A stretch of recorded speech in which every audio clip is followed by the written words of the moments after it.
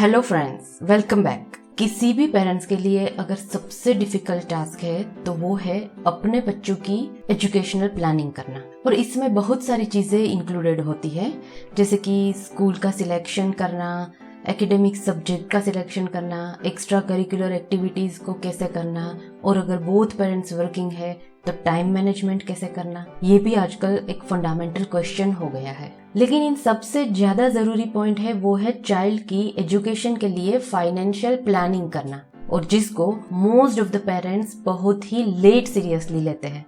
अगर हम पास्ट की बात करें तो ये इतना इम्पोर्टेंट नहीं था, लेकिन आजकल के जमाने में अगर इस चीज को पेरेंट्स बच्चों की यंग एज से ही कंसीडर करना नहीं शुरू करेंगे तो ये कहना बिल्कुल गलत नहीं होगा कि आगे जाके कहीं ना कहीं पछताने की बारी आ सकती है। तो चलिए आज के एपिसोड में हम इसी के रिगार्डिंग बात करते हैं। आप जानेंगे कि बच्चों के भविष्य के लिए, उसकी एजुकेशन के लिए फाइनेंशियल प्लानिंग क्यों करनी चाहिए, कब करनी चाहिए, और लास्ट में मैं ये भी बताऊंगी कि इसे कैसे करनी चाहिए। तो हो सके तो इसे लास्ट तक अच्छी तरह से सुनना। लेकिन उससे पहले एक छोटा सा रिमाइंडर, अगर आपको आज की मेरी बात पसंद आए तो अपने दोस्तों के साथ जरूर शेयर करना। एंड यस, आगे भी ऐसी ही इंफॉर्मेशन पाना चाहते हैं तो मेरे चैनल को जरूर सब्सक्राइब कर लीजिए, क्योंकि आपका सपोर्ट मेरा एनकरेजमेंट। तो चलिए सबसे पहले हम ये जानते हैं कि क्यों जरूरी है फाइनेंशियल प्लानिंग एजुकेशन के लिए करना। कौन सा पेरेंट ये नहीं चाहेगा कि उसके लिटिल चैम्प का फ्यूचर ब्राइट हो। हर एक माँ बाप अपने बच्चों को करियर के हाई एंड स्टेज पे ही देखना चाहते हैं, लेकिन एक बच्चे के जन्म होने पर उसके लिए दुनिया भर की चीजें लाने के लिए ढेर सारा पैसे स्पेंड करने वाले पेरेंट्स कहीं ना कहीं बच्चों की हायर एजुकेशन के लिए पैसे इकट्ठा करने की बात भूल जाते हैं या तो फिर इग्नोर करते हैं। हाँ, सारे पेरेंट्स ऐसे नहीं होते, लेकिन आमतौर पर मेजोरिटी पेरेंट्स को एग्जैक्टली यही नहीं पता होता कि उनके बच्चों की हायर एजुकेशन के लिए कितना एक्सपेंस हो सकता है। तो यहाँ पर मैं एजुकेशनल फाइनेंशियल प्लानिंग क्यों करनी चाहिए, इसके 2 रीजन बताती हूँ। Number 1, education in our country is getting expensive day by day, और ये एक ऐसा एक्सटर्नल फैक्टर है जिसको हम अवॉइड नहीं कर पाएंगे। अगर हम देखें तो इंडिया में एक जनरल फैमिली, आम लोगों की कमाई का बड़ा हिस्सा बच्चों की एजुकेशन पर ही खर्च हो जाता है। हायर एजुकेशन पर आने वाली लागत तो इससे भी और अधिक है। एक अनुमान के मुताबिक हायर एजुकेशन की फीस में हर साल 10 से 12% की बढ़ोतरी हो रही है। इस हिसाब से अगर 6 साल के बाद इंजीनियरिंग के खर्च का आंकड़ा देखें तो वो 20 से 25 लाख तक पहुंच जाएगा। कुछ समय पहले कंपटीशन कम था और प्राइवेट इंस्टीट्यूट्स भी कम थे। अब प्राइवेट कॉलेजेस में एडमिशन लेने वालों की संख्या में भी बढ़ोतरी हो गई है और प्राइवेट कॉलेजेस की फीस बहुत ही अधिक होती है। दूसरा फैक्टर है हमारी lifestyle. This is an internal factor. Lifestyle inflation का भी बच्चों की एजुकेशन के ऊपर और उस पर होने वाले खर्च पर अफेक्ट होता ही है। एक तो आजकल के पेरेंट्स अपने बच्चों को करियर सिलेक्शन के लिए पूरी फ्रीडम दे देते हैं। उसे जो भी करना है, जैसे भी करना है, उसके लिए पेरेंट्स एग्री हो जाते हैं। अगर बच्चे घर से दूर पढ़ाई करने के लिए जाते हैं तो पेरेंट्स की कोशिश यही रहती है कि उसे खाने पीने रहने की सब बेस्ट फैसिलिटीज अवेलेबल हो, लेकिन उन सब के लिए एक्सपेंस तो होता है, और वो एक्सपेंस को फाइनेंशियल काउंटिंग में हमें ऐड करना पड़ेगा। आपके डिसीजन को ये भी अफेक्ट करेगा कि आप अपने बच्चे को कहाँ पढ़ने भेजना चाहते हैं। हो सकता है फ्यूचर में ग्लोबल एजुकेशन ब्रांड इंडिया में आ सकते हैं, उसकी फीस भी बहुत सारी होगी। इसीलिए ये 2 फैक्टर है जिसके वजह से हमें फाइनेंशियल प्लानिंग बच्चों के एजुकेशन के लिए करनी बहुत जरूरी है। तो अब नेक्स्ट क्वेश्चन आता है कि बच्चों की एजुकेशनल फाइनेंशियल प्लानिंग कब से शुरू करनी चाहिए। ये बहुत ही इंपॉर्टेंट क्वेश्चन है, पर इसका सीधा जवाब है जितना हो सके उतना जल्दी।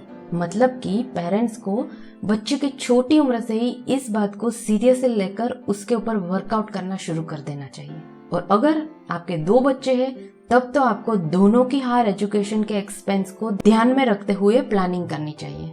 होता यह है कि बच्चों की फ्यूचर की प्लानिंग करते वक्त पेरेंट्स आमतौर पर शॉर्ट ड्यूरेशन को ही सामने रखते हैं और हायर एजुकेशन के हिसाब से प्लानिंग नहीं करते। बहुत सारे खास करके मेट्रो सिटीज के पेरेंट्स अपने बच्चों की स्कूल यानी कि प्राइमरी एजुकेशन में ही इतना खर्च कर देते हैं कि फिर आगे के एजुकेशन के लिए एक्सपेंस करना उनके लिए बहुत भारी पड़ जाता है। दिल्ली एनसीआर की प्राइवेट स्कूलों में नर्सरी एडमिशन की फीस ही 2 लाख तक की है। अगर देखा जाए तो ये वास्तव में किसी कॉलेज की 1 साल की फीस हो सकती है।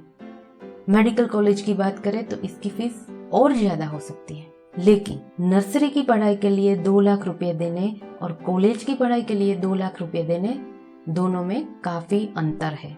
आप समझ सकते हैं कि दोनों में से कौन सा ज्यादा प्रोडक्टिव रहता है। तो अब तक आपने ये जान लिया है कि बच्चों के एजुकेशन की फाइनेंशियल प्लानिंग क्यों करनी चाहिए और कब करनी चाहिए। आइए अब फाइनली ये भी देख लेते हैं कि इसके लिए पेरेंट्स को कौन से स्टेप्स लेने चाहिए। इसके लिए आपको 2 बातों पर फोकस करना जरूरी है। एक, अर्ली एजुकेशन या तो फिर हम जिसे प्राइमरी एजुकेशन कहते हैं, प्राइमरी स्कूलिंग कहते हैं, उसके ऊपर लिस्ट एक्सपेंस करना। और दूसरा, सेविंग्स के लिए अलग अलग प्लान में पैसे को इन्वेस्ट करना।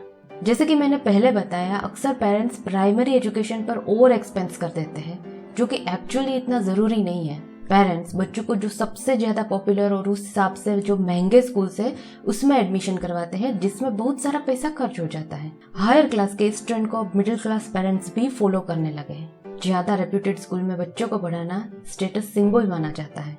लेकिन अगर करियर के हिसाब से देखें तो इससे कोई फर्क नहीं पड़ता कि आप किस स्कूल से प्राइमरी एजुकेशन ले रहे हो। हाँ, स्कूल एजुकेशन की एक अलग इम्पोर्टेंस होती है। स्कूल सिलेक्शन करते वक्त भी बहुत सारी चीजें, बहुत सारे पैरामीटर्स को देखना जरूरी है। अगर आप इस रिगार्डिंग इंफॉर्मेशन पाना चाहते हैं तो मुझे कमेंट करके बताना, हम इसके ऊपर एक अलग से वीडियो बनाकर बात करेंगे। करियर बनाने में आपने कौन सी कॉलेज से एजुकेशन लिया है वो ज्यादा इम्पोर्टेंट है। तो बस मेरा कहने का मतलब है कि पेरेंट्स अपने बच्चों की स्कूल स्टडी में हो सके उतना कम खर्च करें, only as much as required, और उन पैसों को जो मैंने दूसरा ऑप्शन बताया उसमें यूज करें। तो अब बात करते हैं दूसरे स्टेप की। काफी पेरेंट्स बहुत ही सोच समझकर बच्चों की स्टडी के लिए इन्वेस्टमेंट प्लान करते हैं।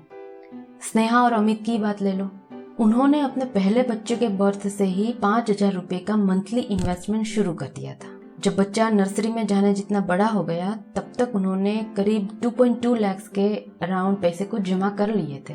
अब दूसरे बच्चे के जन्म पर दोनों बेहद खुश है और उसमें भी वो वही प्लानिंग फॉलो करने वाले हैं। आप भी कोई एक्सपर्ट फाइनेंशियल एडवाइजर के गाइडेंस लेकर अपने इन्वेस्टमेंट प्लान बना सकते हो। तो चलिए एक बार ब्रीफली देख लेते हैं सारे पॉइंट्स जो आपको अपने बच्चों के हायर एजुकेशन के फाइनेंशियल प्लानिंग में ध्यान में रखने हैं। नंबर 1, हो सके इतना जल्दी एजुकेशन के लिए सेविंग्स और इन्वेस्टमेंट शुरू कर दे।